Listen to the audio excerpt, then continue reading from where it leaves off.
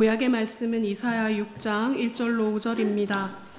우시야 왕이 죽던 해에 내가 본즉 주께서 높이 들린 보좌에 앉으셨는데 그의 옷자락은 성전에 가득하였고 스랍들이 모시고 섰는데 각기 6날개가 있어 그 둘로는 자기의 얼굴을 가리었고 그 둘로는 자기의 발을 가리었고 그 둘로는 날며 서로 불러 이르되 거룩하다 거룩하다 거룩하다 만군의 여호와여 그의 영광이 온 땅에 충만하도다 하더라. 이같이 화답하는 자의 소리로 말미암아 문지방의 터가 요동하며 성전의 연기가 충만한지라. 그때에 내가 말하되 화로다 나여 망하게 되었도다. 나는 입술이 부정한 사람이요 나는 입술이 부정한 백성 중에 거주하면서 만군의 여호와이신 왕을 배웠음이로다 하였더라. 아멘. 서신서의 말씀은 로마서 8장 12절로 15절입니다.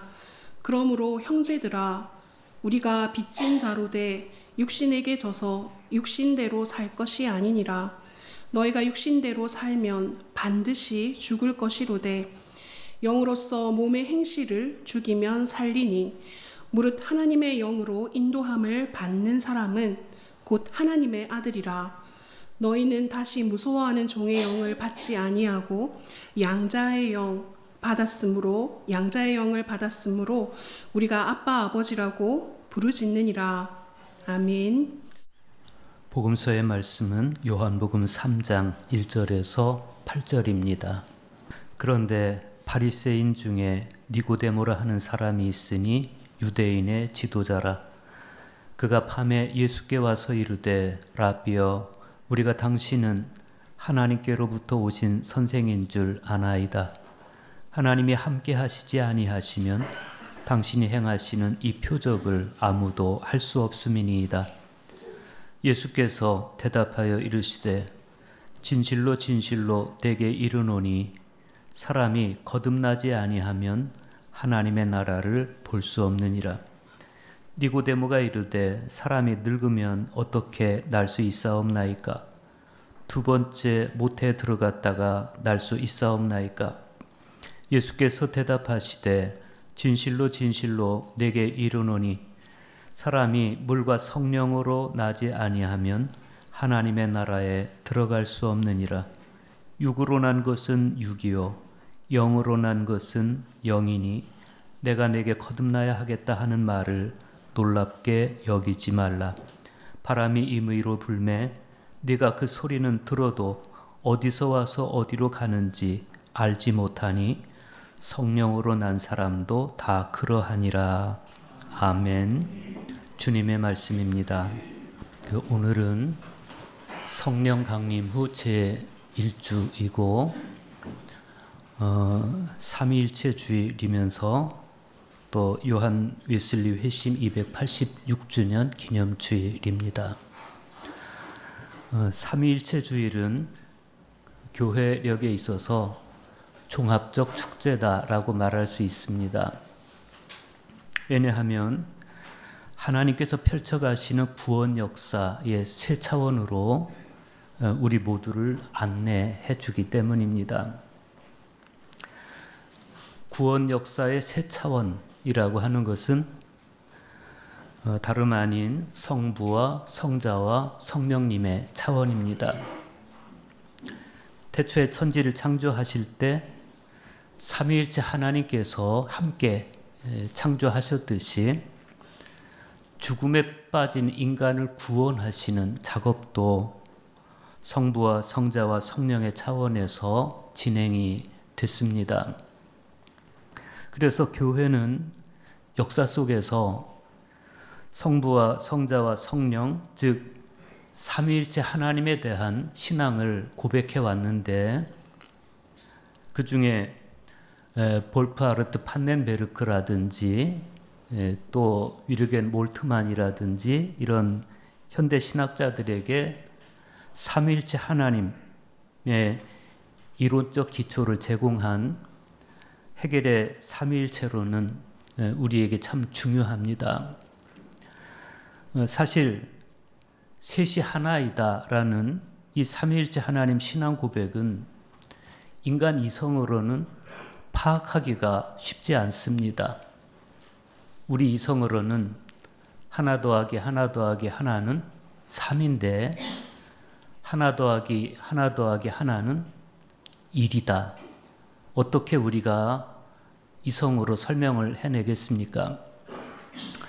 그런데 믿음의 고백으로 또 영적 시선으로 보면 이 삼위일체 하나님의 은총이 우리로 하여금 고백을 갖게 하고 또 찬미를 갖게 합니다. 헤겔의 삼위일체 하나님 고백에 따르면 성삼위 하나님께서 일체를 이루시는 하나님의 위격과 인격성은 홀로 그러나 함께, 즉 하나님 안에서 삼중으로 존재한다고 그럽니다.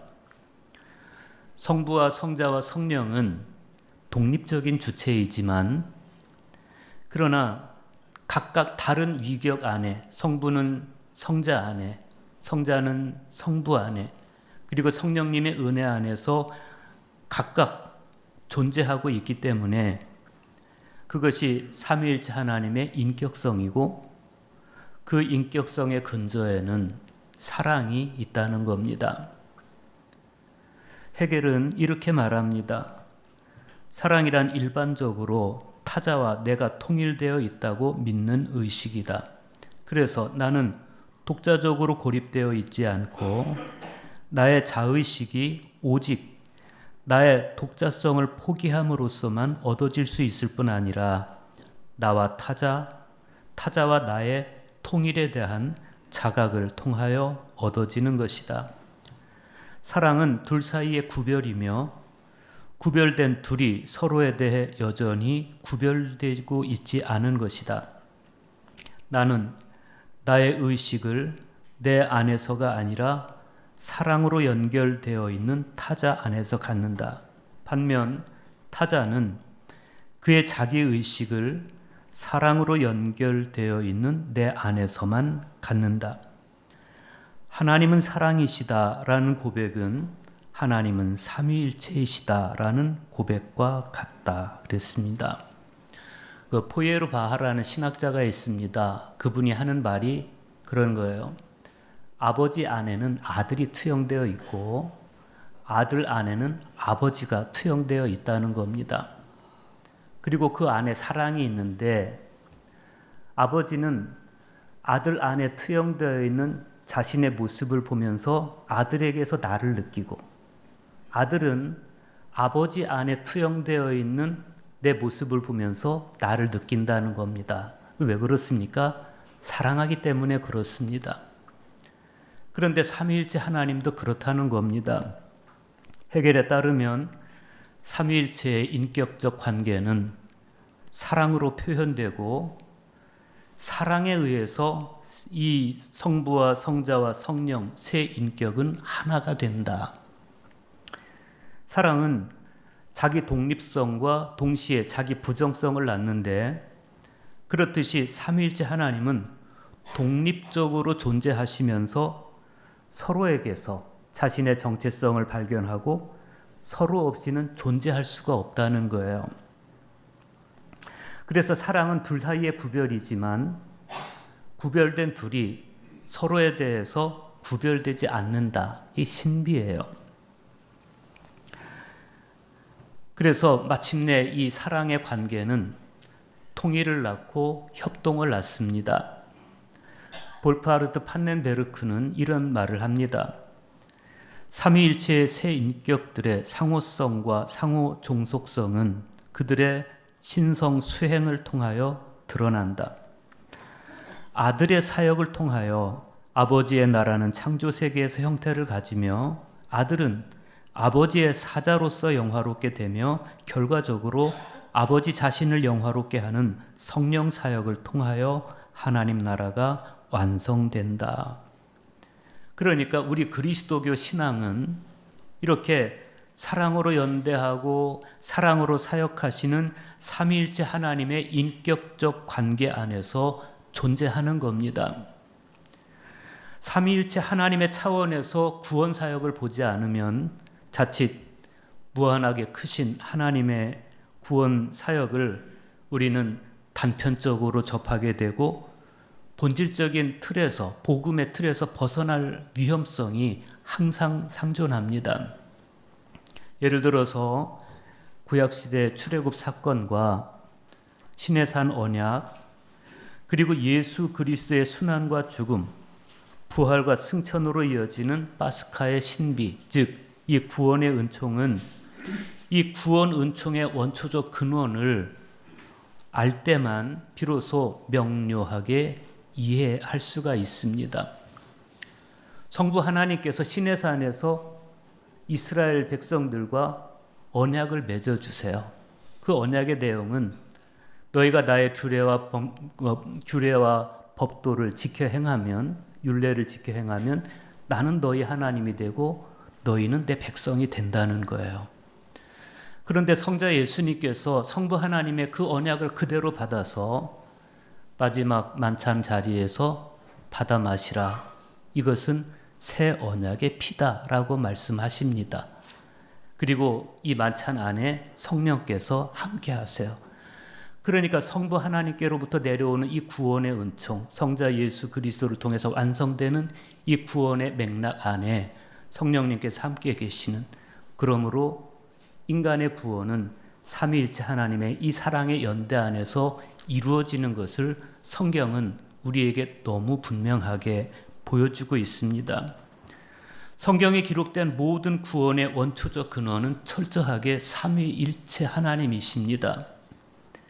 우리는 처음 창조로부터 시작된 인류 구원 속에서, 구원 역사 속에서 서서히 모습을 드러내는 사랑과 생명의 순환 사건이 삼위일체 하나님, 즉 성부와 성자와 성령이라는 원천에서부터 출발된 것임을 잘 알고 있습니다. 성부 하나님께서 이루신 파스카의 은총과 성자 예수 그리스도의 성육신, 그리고 순환과 죽음, 부활과 승천, 그리고 성령 강림이라는 원천에서 인류의 구원 사건이 완성되었다. 오늘 서신서의 말씀에서 사도 바울이 로마 교회에 보내는 편지를 통해서 바로 그 이야기를 합니다. 로마서 8장 12절에서 14절 보십시오. 그러므로 형제들아, 우리가 빚진 자로 돼 육신에게 져서 육신대로 살 것이 아니니라.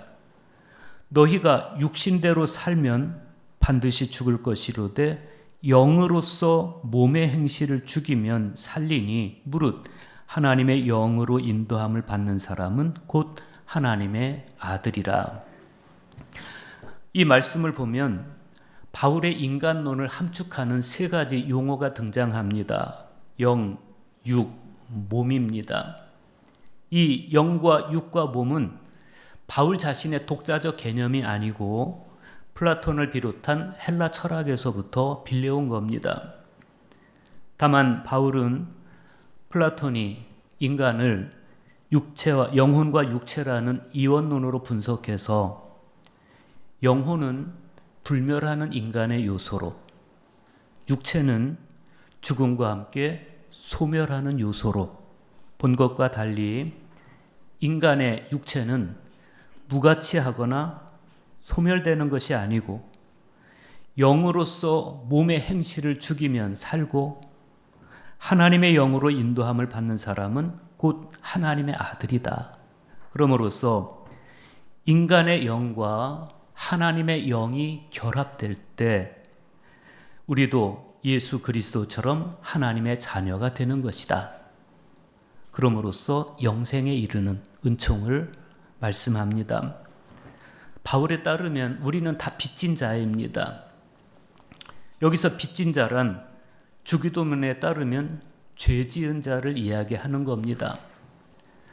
갚을 수 없던 우리의 큰 죄, 갚을 수 없던 우리의 큰 빚은 성자 예수 그리스도의 희생을 대가로 탕감을 받습니다. 사함받을 수 없던 큰 죄를 탕감받은 사람이 하나님의 영, 즉 성령의 도우심으로 몸의 행실을 죽일 때 성부 하나님을 아빠, 아버지라고 부를 수 있게 됩니다. 이렇게 죄로 인해 죽은 나를 살리는 구원 사역에 삼위일체 하나님이 총출동하셨다. 삼위일체 하나님이 모두 나섰다. 이 사실에서 우리는 감사하고 감격하지 않을 수 없습니다. 그런 까닭에 예수님도 구원에 대해서 말씀하실 때 삼위일체 하나님 중에서 어느 한 분만을 이야기하지 않으십니다. 오늘 복음서의 말씀도 그렇습니다. 요한복음 3장 1절과 2절 보십시오. 그런데 바리새인 중에 니고데모라 하는 사람이 있으니 유대인의 지도자라. 그가 밤에 예수께 와서 이르되 라비여 우리가 당신은 하나님께로부터 오신 선생인 줄 아나이다. 당시 산헤드린은 유대인의 최고 종교회의 기관이었습니다. 그리고 고위 종교 지도자들과 율법학자들 그리고 백성의 지도자들이 이 산헤드린을 구성하고 있었습니다. 그런데 그 산헤드린의 고위 지도자인 니고데모가 예수님을 찾아온 겁니다. 그런데 그가 예수님을 찾아온 시간이 밤이었다. 이렇게 요한은 요한복음에서 2번이나 말합니다. 이 니고데모가 굳이 왜 밤에 예수님을 찾아왔느냐? 그 이유에 대해서는 여러 견해가 있지만 하나로 단정하기는 어렵습니다. 다만 한 가지 우리가 염두에 둬야 될 것은 이 요한복음의 맥락에서 밤은 악과 거짓과 무지의 실제로 상징이 되고 있다는 겁니다. 가룟 유다는 밤에 예수님을 떠나가요. 밤에 빛이신 예수님을 떠나서 어둠으로 가요. 그럼으로써 사단에게 함몰되어 갔습니다. 그런가 하면 니고데모는 밤에 예수님을 찾아가요. 즉 어둠에서 빛을 찾아가는 겁니다. 그런 측면에서 니고데모가 밤에 예수님을 찾아간 사건은 유다가 밤에 예수님을 떠난 사건과 대비를 이룹니다. 물론 아직 니고데모의 영적 상태는 어둠이 완전히 가시지 않은 상태입니다. 하나님이 함께 하시지 아니하시면 당신이 행하시는 이 표적을 아무도 할 수 없습니다. 니고데모는 예수님에게서 뭘 받습니까? 표적을 받습니다. 하나님이 함께 하시면 당신은 이런 표적 나타낼 수 없습니다. 라는 이 니고데모의 말에서 당시 유대교인들의 내면을 지배하고 있던 신앙관이 정말 날 것 그대로 드러나는 거예요. 그들은 표적을 구하는 사람들이었습니다. 그들은 표적을 통해 하나님을 가시적으로 확인하고 싶어 했습니다. 그랬기 때문에 니고데모가 예수님을 찾아온 그 밤은 니고데모의 영혼의 밤이기도 했습니다. 그럼에도 니고데모가 어둠을 이기고 주님을 찾아 나선 그 구도자적 자세를 예수님은 사랑하셨습니다. 그래서 니고데모에게 아주 중요한 이야기를 해주십니다. 3절 보십시오. 진실로 진실로 내게 이르노니 사람이 거듭나지 아니하면 하나님의 나라를 볼 수 없느니라. 이것은 굉장히 중요한 이야기입니다. 표적에 기댄 니고데모의 신앙에 예수님께서 거듭남이라는 화두를 던져주십니다. 표적과 거듭남에는 본질적인 차이가 있습니다. 표적이 사람의 밖에서 벌어지는 사건이라면 거듭남은 사람의 내면에서 벌어지는 사건입니다. 표적이 육신적 현상이라면 거듭남은 영적 현상입니다. 그래서 오늘 우리가 가져야 될 관심은 예수님께서 말씀하신 거듭남입니다. 왜 주님은 거듭나지 않으면 너 하나님 나라 볼 수 없다고 말씀하시는 걸까? 천지 창조가 삼위일체 하나님의 사역이었듯이 거듭남 역시 삼위일체 하나님의 사역입니다. 그런데 예수님께서 거듭남을 이야기하실 때 니고데모가 놀라서 이렇게 말해요. 사람이 늙으면 어떻게 날 수 있습니까?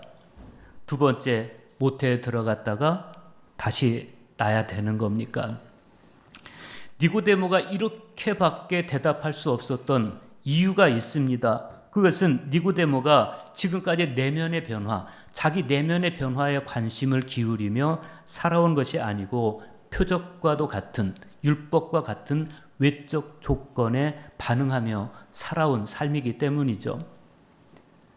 우리가 영적으로 성숙해가는 과정에서 그 영적 성숙을 방해하는 힘이 있습니다. 이게 뭐냐면 우리 내면의 두려움과 저항입니다. 내가 포기하고 싶지 않은 것들이 있어요. 지금까지 내가 쌓아온 지식이라든지 경험이라든지 내가 사회에서 얻은 어떤 지위라든지 또 내 안에 있는 감정이라든지 이런 것들이 집약되어 있는 것을 우리는 아성이라고 그래요. 사람들은 다 저마다의 아성들을 가지고 있습니다. 그리고 이 아성을 자기 존재의 정체성으로 삼습니다. 그래서 이런 것들을 포기하고 싶지 않은, 지금까지 내가 쌓아온 나의 아성을 포기하고 싶지 않은 심리적 방어 기제들을 사람들은 다 가지고 있습니다. 이것이 우리의 영적 성숙을 방해하는 현실적인 힘인데, 이런 힘은 때때로 자기 갈망으로, 때로는 자기 강화에 대한 집착으로 표현됩니다. 사실 이 니고데모의 문제는 바로 우리 자신의 문제예요. 니고데모가 그랬어요. 그런데 주님께서 이렇게 말씀하십니다. 진실로 진실로 내게 이르노니 사람이 물과 성령으로 나지 아니하면 하나님 나라에 들어갈 수 없느니라. 니고데모는 모두에게 존경받는 사람이었습니다. 그가 지나가면 사람들은 행여 니고데모의 그림자라도 밟을까? 저 존경스러운 분 앞에서 사람들은 머리를 숙이고 그 지도력 앞에서 순종했습니다. 니고데모에게 그게 자기였습니다. 니고데모는 그 자신의 지위, 자신의 지식, 이게 자기 명성이고 자기 자신이었습니다. 그런데 이렇게 자기가 가지고 있는 아성이 그의 영적 성숙을 방해하고 있었다. 문제죠. 주님은 그래서 말씀하시는 거예요. 네가 가지고 있는 지식이나 지위나 율법이 너를 살리는 거 아니다. 너는 거듭나야 하나님 나라를 볼 수 있는 것이다. 거듭남이라는 주제에 대해서 니고데모가 예민하게 반응합니다. 그래서 예수님께서 새로운 차원에서 설명을 해주시는데 그 새로운 차원의 핵심은 물과 성령입니다. 물에 대한 여러 가지 엇갈린 해석이 있지만 일반적으로 세례를 생각하시면 됩니다. 복음서에는 물과 성령이 세례와 관련해서 항상 나란히 언급되고 있습니다. 물은 항상 깨끗하게 하는 상징입니다. 미크바 같은 유대인들에게는 희생자사에서 없어서는 안 되는 요소가 물이었습니다. 구약 성경을 읽어보면 에스겔 선지자가 이 물 세례의 의미를 가장 명쾌하게 설명합니다. 에스겔 36장 25절에서 27절에 보면 이렇게 말씀합니다. 맑은 물을 너희에게 뿌려서 너희로 정결하게 하되 곧 너희 모든 더러운 것에서와 모든 우상 숭배에서 너희를 정결하게 할 것이며 또 새 영을 너희 속에 두고 새 마음을 너희에게 주되 너희 육신에서 굳은 마음을 제거하고 부드러운 마음을 줄 것이며 또 내 영을 너희 속에 두어 너희로 내 율례를 행하게 하리니 너희가 내 규례를 지켜 행할지라. 예수님께서 니고데모에게 물과 성령으로 거듭나야 된다라고 말씀하신 게 바로 이 에스겔 선지자의 말씀 때문에 그렇습니다. 너의 의지가, 너의 지식이 너를 거듭나게 하지 않는다는 겁니다. 새 영이 너희 안에 임할 때 비로소 너는 거듭날 수 있다. 내 육신에서 굳은 마음이 제거되는 것이고 부드러운 마음을 갖게 되는 것이다. 지금까지 그래왔듯이 겉으로만 깨끗함을 받고 중심은 전혀 새로워지지 않은 그런 변화가 아니고 마음에 물을 뿌리고 영이 새로워지는 근본적인 변화가 아니면 너는 하나님 나라 들어갈 수 없어 라고 주님은 말씀하세요. 그런데 문제는 그 거듭남이 내 의지로 되는 게 아니라는 겁니다. 6절에서 8절 보십시오. 육으로 난 것은 육이요 영으로 난 것은 영이니 내가 네게 거듭나야 하겠다 하는 말을 기이히 여기지 말라. 바람이 임의로 불매 네가 그 소리는 들어도 어디서 와서 어디로 가는지 알지 못하나니 성령으로 난 사람도 다 이러하니라. 육으로 난 것은 육의 한계를 넘을 수가 없어요. 영적으로 다시 태어나지 못한다면 육으로 난 것은 그냥 육에 지나지 않습니다. 위로부터 바람이 불어와야 돼요. 거듭난다라고 번역된 헬라어는 아노덴인데 위로부터 다시 그런 뜻입니다. 위로부터. 그러니까 진정한 거듭남은 위로부터, 즉 하나님께로부터 임하는 것이다.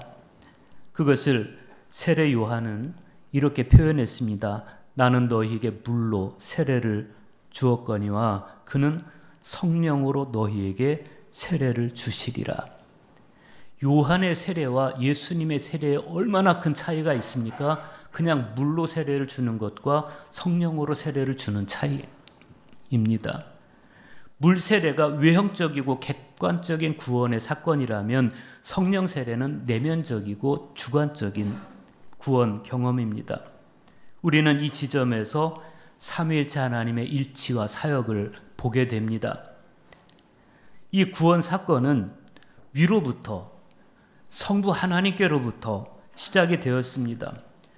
교만과 불순종에 빠져서 하나님께로부터 분리되고 하나님의 형상을 상실해버린 인간을 구원하기 위해서 성부 하나님께서 예수 그리스도를 이 땅에 보내셨습니다. 성자 예수 그리스도는 십자가 사건을 통해서 잃어버린 하나님의 형상을 우리에게 회복시켜 주셨고, 성령께서는 하나님께로부터 분리된 인간을 다시 하나님과 일치를 이루게 하셨습니다. 이것을 주님은 거듭남이라고 말씀하신 것이고 성령으로 난 사람이라고 표현해 주신 거예요. 그러면서 니고데모에게 너는 그래야만 돼. 너는 네 의지로 거듭나는 게 아니야. 너는 네 지식으로 구원받는 게 아니야. 너는 네 지위로 구원받는 게 아니야. 거듭나야 돼. 웨슬리 목사님이 경험한 게 그거였습니다. 1738년 5월 24일 이른 아침에 존 웨슬리는 성경 말씀을 묵상하는 중에 그날 저녁에 있을 일을 암시하는 듯한 성경 구절을 우연히 읽게 됩니다. 베드로후서 1장 4절 말씀이었습니다. 이로써 그 보배롭고 지극히 큰 약속을 우리에게 주사 이 약속으로 말미암아 너희가 정욕 때문에 세상에서 썩어질 것을 피하여 신의 성품에 참여하는 자가 되게 하려 하셨느니라. 말씀이 생각났어요. 그래서 웨슬리가 어떻게 합니까? 기도했습니다. 그날 저녁 웨슬리는 런던의 성 바울 교회에서 열린 저녁 기도회에 참여합니다. 이때 찬양대가 푸셀의 아주 영감이 있는 찬양곡인 오 깊은 곳으로부터 주님께 나아갑니다 라는 찬양을 들려줬습니다.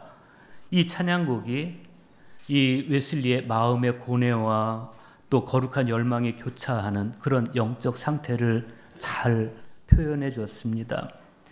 사실 이때까지 웨슬리는 죄 짓는 것을 원치는 않았지만 여전히 죄를 섬기고 있었고 계속되는 영적 싸움에서 패배해서 죄에게 지배당하는 그런 삶을 살고 있었습니다. 그런 자신에 대해서 웨슬리는 넘어지고 일어나고 또 넘어지고 라고 표현했습니다. 그냥 우리 모습입니다. 그날 저녁에 내키지 않는 걸음으로 올더스케이 거리에 있는 한 신도회에 참여하였는데 어떤 사람이 거기서 마틴 루터의 로마서 서문을 읽고 있었습니다. 그리고 그가 8시 45분경 그리스도 안에 있는 믿음을 통해 하나님께서 마음의 변화를 일으키는 일을 설명하는데 그 순간 마음이 이상하게 훈훈해지는 것을 경험했습니다. 그때 웨슬리는 자신이 그리스도를 믿고 있으며 그 믿음을 통해 그리스도께서 자신의 죄를 다 거두어 가시고 자신을 죄와 죽음의 법에서 구원하셨다는 확신을 얻었습니다. 말씀과 기도와 성령, 이 세 요인은 다른 사람의 눈에는 다 우연처럼 보였지만 웨슬리는 지극히 높으신 하나님께서 가까이 다가오셔서 신비한 은총으로 당신을 드러내는 계시적 사건으로 이해하게 됐습니다. 오늘 복음서에서 예수님은 니고데모에게 이런 변화가 너에게 있어야 된다라고 말씀을 하시는 겁니다. 위로부터 임하는 하나님의 은총을 경험하고 거룩하신 하나님을 향한 경외감 안에 있을 때 비로소 우리는 자아에 대한 집착을 내려놓을 수 있습니다. 오늘 구약의 말씀 이사야 6장 1절에서 3절을 보면 바로 하나님 앞에서 그런 경외감을 가지고 엎드리는 이사야 선지자를 우리에게 보여줍니다. 우시야 왕이 죽던 해 내가 본즉 주께서 높이 들린 보좌에 앉으셨는데 그의 옷자락은 성전에 가득하였고 스랍들이 모시고 섰는데 각기 6 날개가 있어 그 둘로는 자기 얼굴을 가리었고 그 둘로는 자기 발을 가리었고 그 둘로는 날며 서로 불러 이르되 거룩하다 거룩하다 거룩하다 만군의 여호와여 그의 온 땅이 영광이 온 땅에 충만하도다 하더라. 그래요. 하나님께서 높은 보좌에 앉으셨다는 것은 하나님의 존엄에 대한 문학적 표현이고 하나님의 옷자락이 성전에 가득했다는 말씀 역시 하나님의 존엄이 성전에 가득했다라는 뜻에 대한 문학적 수사입니다. 그런데 이사야의 하나님 경험이 거기서 끝나지 않습니다. 그때 스랍 합창들의 찬양 소리가 들려옵니다. 거룩하다 거룩하다 거룩하다 만군의 여호와여 그의 온 땅이 충만하도다. 쌍투스가 들려오는 겁니다. 이사야에 따르면 이때 문지방에 터가 요동하고 성전에 연기가 충만했다 그랬습니다. 만약 우리가 여러분이 그 자리에 있었더라면 여러분은 어떻게 표현했을 것 같습니까? 어떤 심정에 사로잡혔을 것 같습니까? 그 온 성전에 충만한 하나님의 존재, 하나님의 위엄을 봤다면 여러분은 경외감에 사로잡히지 않겠습니까? 이사야가 그랬습니다. 하나님을 보니 자기 죄가 보입니다. 화로다 나여 망하게 되었도다. 나는 입술이 부정한 사람이요 나는 입술이 부정한 백성 중에 거주하면서 만군의 여호와이신 왕을 배웠음이로다. 누가 이사야의 입을 부정하다고 말합니까? 다른 사람들이 다 세속의 언어로 살아갈 때 이사야는 계속 하나님의 언어를 입에 담고 있었습니다. 그는 하나님 말씀의 수신자였고 하나님의 말씀을 선포한 사람이었습니다. 그의 입은 거룩했습니다. 그는 거룩한 말씀의 사람이었습니다. 그런 이사야조차도 하나님 앞에 서 보니 내가 얼마나 죄인인지 내 입술이 얼마나 더러운지 상대적으로 느낀 것이죠. 이게 경외감입니다. 우리는 이 경외감에 사로잡혀야 됩니다. 우리는 지금 이 작은 공간에서 예배하는 게 아닙니다. 아무도 모르는 사람에게 예배하는 게 아닙니다. 성삼위일체 하나님께서 이곳에 함께 하신다면 우리는 우리의 영혼은 온통 경외감으로 충만해야 됩니다. 이 경외감이 있는 사람이 내 죄를 보는 겁니다. 이 경외감이 있는 사람이 내 입술의 더러움을 보는 겁니다. 이 경외감이 있는 사람이 내 마음의 상스러움을 보는 겁니다. 이 경외감이 아니면 우리는 끝까지 경솔하고 우리는 끝까지 경거망동하고 이 경외감이 아니면 우리는 지속적으로 내가 쌓은 아성에서 나를 발견하고 그게 나라고 주장하게 됩니다. 너 그러면 죽는다라고 주님은 니고데모에게 말씀하시는 거예요. 니고데모나 이사야나 똑같이 거룩한 사람이지만 그러나 거듭나지 않으면 하나님 나라 볼 수 없듯이 오늘 저와 여러분도 거듭나지 않으면, 위로부터 오시는 하나님의 능력으로 거듭나지 않으면 하나님 나라를 볼 수 없다고. 제가 말하는 게 아니고 주님께서 그렇게 말씀하셨습니다.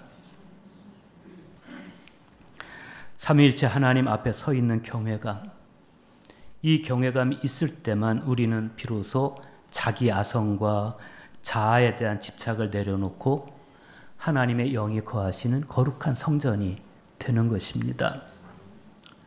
삼위일체 하나님 앞에 서 있는 경외감과 행복, 거기로부터 비롯된 황홀한 은총, 그리고 우리의 모든 사역이 언제나 삼위일체 하나님 안에서 이루어지기를 간절히 축복합니다.